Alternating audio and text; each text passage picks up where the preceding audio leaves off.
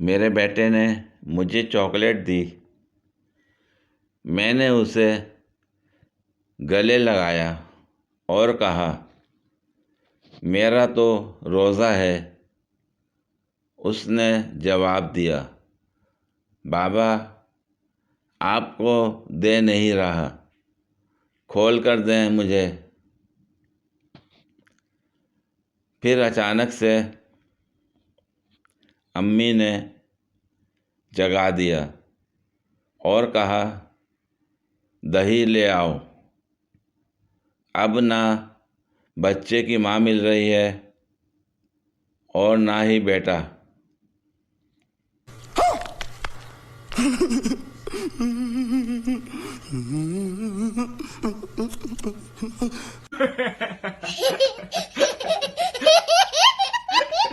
पूरी वीडियो देखने के लिए शुक्रिया।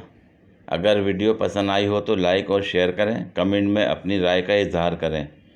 मज़ीद वीडियोस के लिए मेरे चैनल को सब्सक्राइब करें। शुक्रिया।